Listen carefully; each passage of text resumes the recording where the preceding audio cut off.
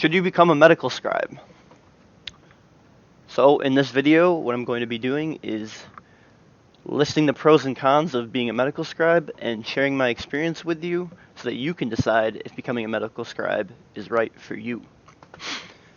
So, first of all, I think that you should only become a scribe if you want to be a doctor or a PA. Otherwise, you can honestly just skip this video. There's no reason to become a scribe if you want to be a nurse. There are other pre-nursing jobs that you could do. And there are other jobs that you can do for more money if you're not interested in becoming a doctor or a physician assistant.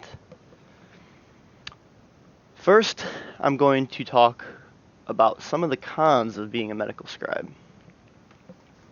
Scribes are most commonly hired through a sort of middleman company that the hospital or healthcare company will pay to hire them. They'll put them on their own payroll and they'll set up their schedule. This middleman company makes more money than a scribe does while doing hardly any work whatsoever. Partly because of this, a medical scribe generally starts out at about $10 an hour in any specialty when using one of these companies. This is a very low wage given the potential complexity of this job, and there isn't much moving up either. The scribe will advance to a chief scribe role with increased responsibilities, but will not receive a pay increase or a significant pay increase given this increased responsibility. Fortunately, however, there are ways around this. A scribe may find a job at a private practice or in a given specialty that will agree to hire him or her directly. This is usually the case after a person has experience, but I would encourage you to try to do this before you even have experience. When I was initially hired, this middleman company said that the job was not about the pay, but more so about the experience. And that is true. But it is a cop-out to the reality that a scribe should be compensated appropriately for what they do. Someone without medical knowledge simply could not do this job as effectively. Medical scribes often work with physicians.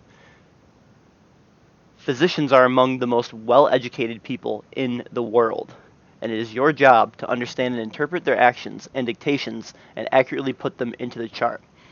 On top of this, what you write in the chart has insurance, billing, and legal implications. What if a physician didn't check their notes and forgot what happened with a patient 3 months ago?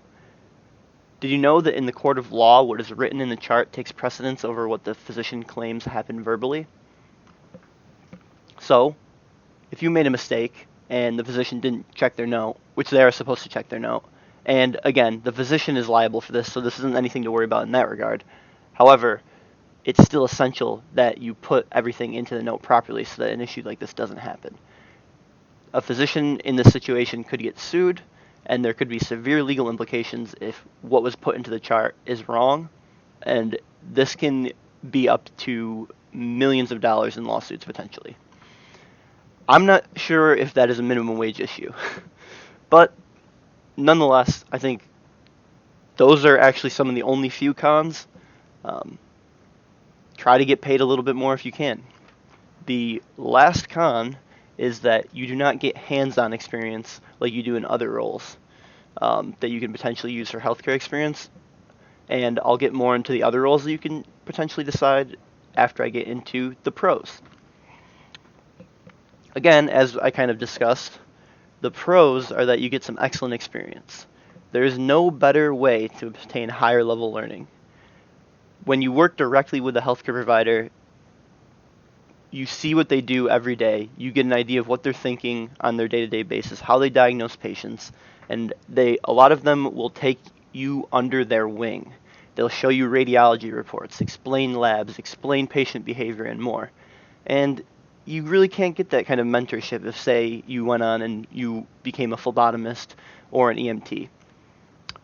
Honestly, some physicians could care less about doing this, but nevertheless, it's a definite pro because even if you don't get that mentorship, you're still with them on a day-to-day basis, following them around and seeing what they're doing and what they're thinking. On top of this, patterns will begin to develop, and sometimes in my situation, I was even able to diagnose patients because I'd just seen the same things over and over again, and that was a really good feeling. Another pro is that you can do this job part-time, and because you can do it part-time, it's very accessible for a student that is in school. If you're interested in medical or physician assistant school, your grades are your number one priority. So this allows you to have that flexibility to focus on your grades. Another pro are the networking opportunities.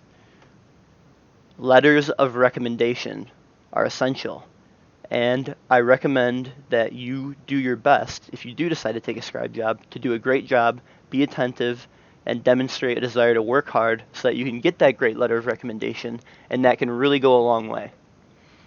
Especially if you're interested in PA school, they want a letter of recommendation from a PA. So if you happen to work with a mid-level healthcare provider or a PA, definitely utilize this opportunity.